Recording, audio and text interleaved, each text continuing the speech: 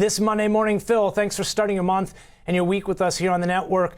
No numbers at the bottom of the hour, but a busy week nonetheless. We've got the Fed. We were just talking the jobs data. I want to get into the fundamentals, but first we headed into break talking the yield curve, the extreme flattening of since mid-March. What's it telling you? We got a little bit of a slowdown. It's more of a stagflation picture, but I don't see that staying for any extended length of time. I think that's the only thing that's been supporting markets like gold without the completely falling out to the bottom. It has brought this bit of stagflation talk. However, I think we'll go back into like that reflationary, and we'll get a steepening yield curve going forward.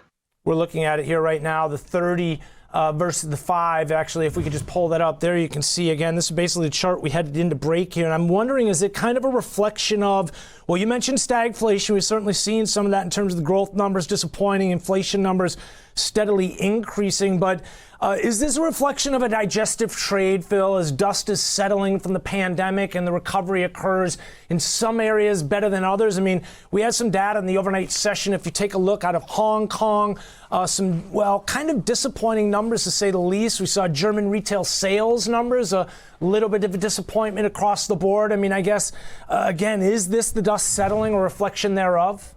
You did have China slow down just a bit. Some of the, it's really kind of disappointing in the U.S. as far as the jobs, the recovery, because you've got such a flattening and a declining of COVID numbers that you would think that people would go right back to work. But it seems like they're very comfortable in their current state. And I don't know if the, if the jobs data is going to come back. It seems like people are saying, well, I'll get a job next year.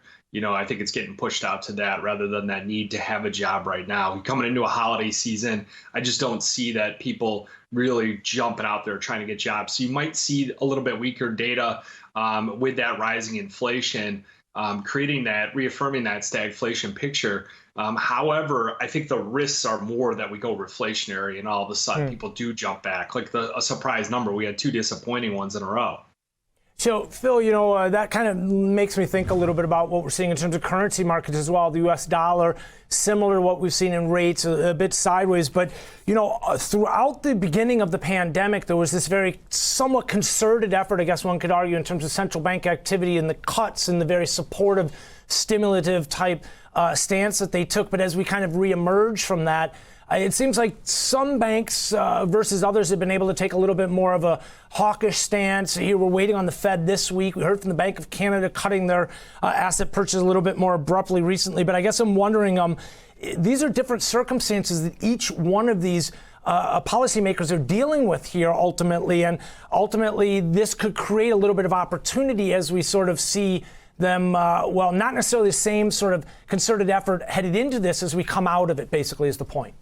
Yeah, the U.S., the Fed, they've been extremely dovish this entire time. But the reality is that we seem to be flipping to more of a hawkish stance. You're coming out with like Goldman Sachs increasing, the number of times we're going to raise rates next year and then out in 2023. And the ECB looks like where they're normally hawkish, they're flipping more to dovish at the moment. So I don't really see much of the the dollar index breaking out much at all to the upside. So I think like 94.20, that's about the upside on it. I think 115.50 downside on the euro currency. I think the British pound looks oversold at this level. The commodity currencies all look really good. If you get another breakout on energies, you're going to see the Canadian dollar rip higher. The metals have been flat, but some of the agriculturals have been going up, so that'll support the Australian dollar. Talk to me a little bit about some of those individual currencies, because in terms of the driving force, as far as what we've seen, as far as the dollar rates, just really haven't been it. It seems to be, as I called it, the tail that wags the dog.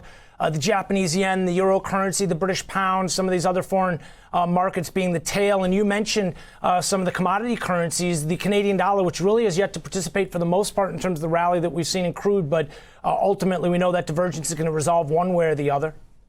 Yeah, we gained some exposure to the long side with many of our clients in the Australian dollar, also the Canadian dollar on that initial breakout.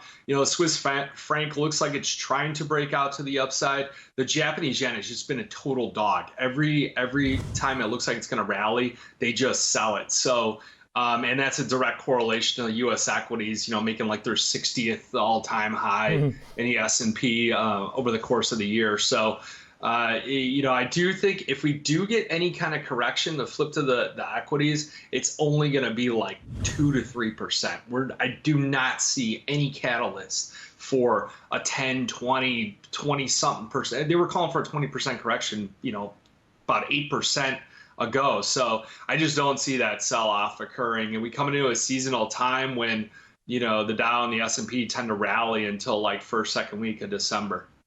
I want to just pull a quick chart here to the point here as far as what we've seen. The Japanese yen is a pretty good example, the weakness there, and a good example of energy prices, the impact that has. Phil, talk to me a little bit about what you've seen in terms of lead up to the Fed meeting, the jobs report Friday. A lot of focus here on better than expected weekly numbers. I think it is disappointing monthly numbers right now. I'm expecting a big report on Friday. I think we're going to kind of just break out of this kind of low-lying ceiling that we've been held underneath recently, the last couple months. What are you looking for in terms of some of these catalysts? And I think if we get a big number on Friday and we get a hawkish Fed, I think that could be the market. I think that could be most at risk would be the gold market to the downside. Okay. I think it could punch through, 1752 and then it'd be 1725, 1685. That could be a really big dagger in gold. So, maybe some like weekly put options, something real cheap for insurance if you're one of these gold, silver, maxi type people. U.S. equities, again, I said biggest correction, I think we'd have 2-3% at most. And I think it would be, there's too many beta chasers out there and underperforming fund managers. They're just going to buy the dip. So, don't fall victim to being, always short on equity, especially at these levels. Oil will be really interesting to see if it punches through 85. I got to laugh at the oil story, though, because it's like you have the ESG people that they don't want to pump any oil, and then you have everyone else begging for OPEC and more oil production to come online to, suppress the prices. And then, OPEC's just laughing because they're just making so much money as it goes up. They're in control of the market.